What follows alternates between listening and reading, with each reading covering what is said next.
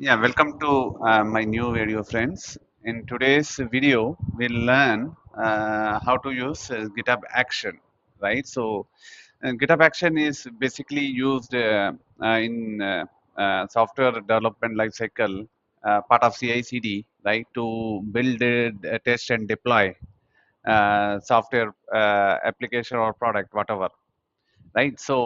In today's video, we'll learn how to create a simple GitHub workflow and do some automation with it, right? So I am not going to test deploy any software in this video because that would require some cloud access, right? Where we can create a cloud infra on the go using GitHub Action, right? So whenever the code is pushed, it will push that code to cloud and deploy application. So we are not going to do that, but in this video, I will explain how to create a basic GitHub workflow YAML, right? And explain those steps so that it will be easier for you to understand, right? So in this demo, I have already created one workflow. Don't worry, I will do the step by step also. In this video, I have created, if you see, this is my repo, right? This is my repo, and I have this workflow. This what it does is basically whenever something is pushed to main branch, and if developer makes a commit to main branch, it sends the message to my Telegram, right? So these are the message. So let me show you. Let me make some commit. This is some file, right? Some new, whatever it is, and I as a developer made some changes. Made changes. This is my commit message, and I am push the code. So as soon as that happens, the developer push the code. The GitHub actions, you can see that in actions. You see the GitHub action will trigger, the workflow will get triggered, and this will get executed. And you can see it executed, and I got the message, right? This has been made to this repo, and the commit message was made changes. That was the commit message by the developer, right? So this is what mentioned in this code, right? So let's build this and learn how to do this, right? So again, this is some extreme use case, right? This is not done in the usual CI/CD, but during the process, you will learn what is GitHub Action and how to deploy one, right? So let's get started. Mm, Let me comment this for now, and let's before that, what you need to in your repo, you need to create uh, this directory .github. Under that, you need to create a directory called workflows, right? So that is the process. You can see that under my repo, I have a .github/workflows, and inside that you can create your YAML files, workflow files, right? Let's create. mm since I'm sending Telegram message, let's name Telegram message .yaml. Okay, let's start building. Send TG message, right? Then this is the name of your workflow, right? So after that, you need to do you need to define what event, right? So we have event. There are two, three events on push, on pull request, on version change. There are many. You can refer the GitHub documentation. I will create some more demos, so I will show them also. For now, let's stick to only pull. Sorry, on push, because whenever a developer make commit to the branch, this will be trigger on push. Okay. So uh, so your on is the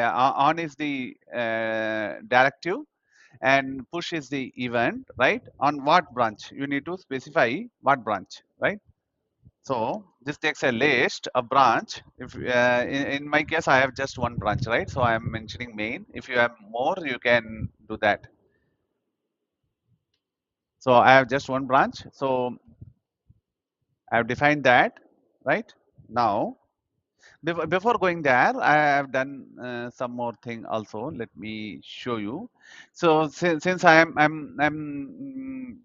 sending Telegram messages via API call, right?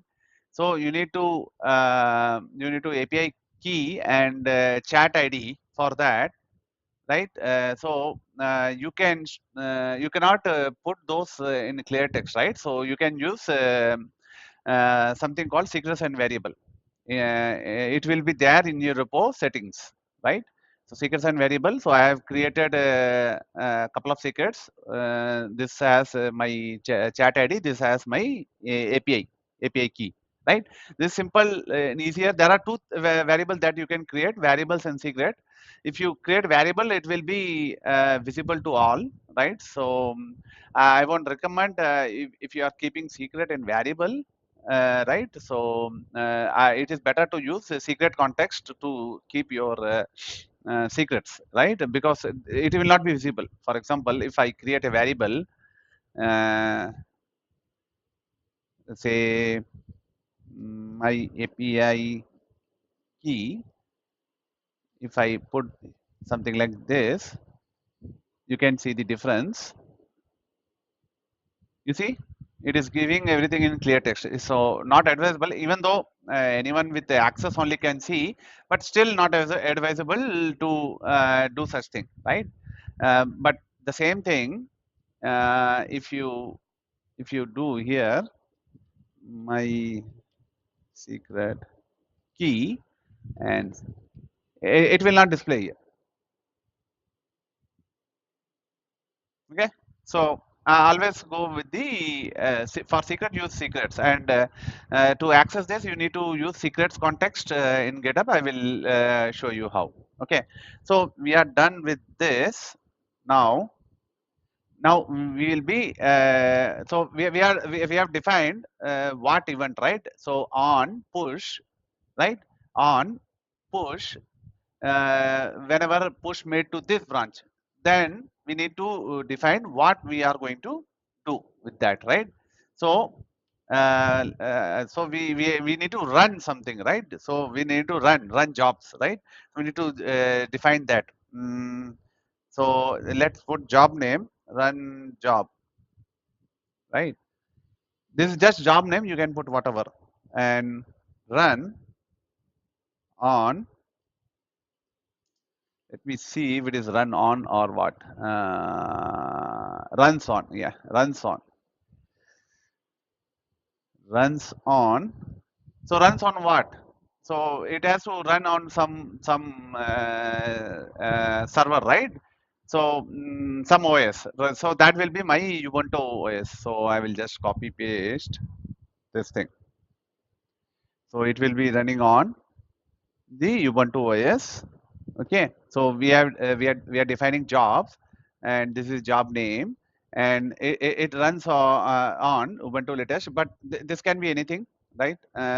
This can be anything, but I'm sticking to Ubuntu latest because I think that is free, so I will stick to that. Then you need to define steps, right? So what are the steps that needs to be done under this job, right? So let's define step and name the step. Call Telegram API and send message on push. Okay, let's do that. Let's give it ID, send TG. We are not going to use ID for now. I will cover that in some other how we can use this ID to read the output from the previous step, right? So for now, let's have the simple thing.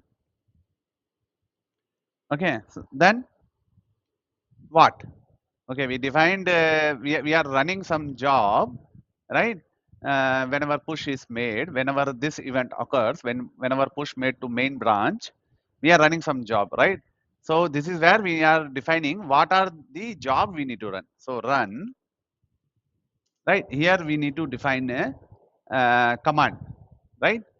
Let me copy paste that to type many things. Okay, okay, what is that? We are getting error. Okay, runs on. Sorry, that is runs hyphen on. That was the error. Okay, so what I'm doing, so I'm making a post request to my Telegram API, right? And this takes the API key and it takes chat ID, right? And this is the message that I'm sending, right? So push has been made to this repository, right? This is repository. This is the repository, and on branch, this is how we need to. This is the GitHub. We need to use GitHub context to get the branch name. So ref underscore name is the branch name, and repository is your repository name, and the commit message. I will show you that also. So whatever commit message user give, right? So that will be captured, and the user who actually committed, right? So that will also be captured. So hope you got it. So what we have done, we created a .github directory and in the root of our repo, we created workflows directory. Inside workflow, we created a workflow file, right? So workflow file has a event and a action, right? So in the event, what event we are triggering on push to branch main, right? So on this is a list of branches. You can put whatever branch name you want, right? If you have multiple, you can put that. So on push branches main. Okay. So whenever there is a push event to main branch, you trigger this workflow, and what this workflow, what jobs this workflow does. So this is my job name, and it is running on Ubuntu latest. There are many OSs, but I'm using Ubuntu latest because I think it is cheaper. It is free for me, no cost. So I'm using the free plan. So it is free. I don't know how much, how many workflow calls we make, but I think it is free. I made some 100 odd. Then next comes the steps, and in the steps you can have multiple command. You can put more steps, right? You can have 4 5 steps, whatever you want to do, right? In suppose you are building some infra using Terraform, right? You can push your Terraform code here and then call Terraform apply from this to create infrastructure or whatever. Mm, you can do lot of things. So in this case, I'm using the curl command to make a post request to my Telegram API, and I'm accessing the GitHub secret context to access my secrets, right? If I have stored in variable, I have to use vars context. So I'm using secret context because I have stored that in secret, and I'm using GitHub context to get a repository name, branch name, and who made the commit and what was the commit message. Okay, so this is all it is about. Let me save all. Let's do the commit. new workflow, commit and push.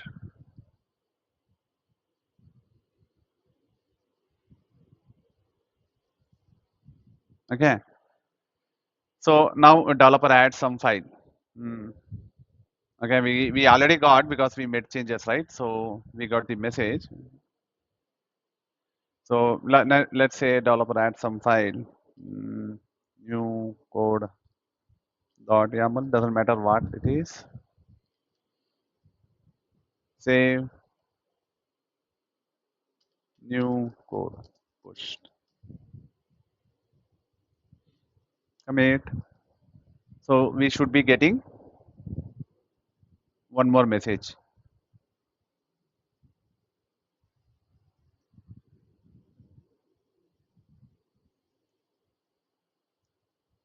Okay, we got one more message, right? Who pushed it, what thing, and what was the uh, comment, commit message, right? So I hope you liked it, even though this is not the actual use case that is being used in software lifecycle, but you got the idea, right? So this GitHub action is very powerful CI/CD tool, and you can do a lot of things, right? So if you want, whenever there is a code push, you can send to your teams, or whenever there is a versioning done by your team, you can send to teams or send email to your stakeholders saying that new version has been released, right? Whenever you create a new release, you can create a workflow so that it will send that version release detail to your stakeholders, right? So there is much more you can do. So I will come up with more videos on GitHub action. So until then, bye bye now. Please like, subscribe, and share. Thank you, friends.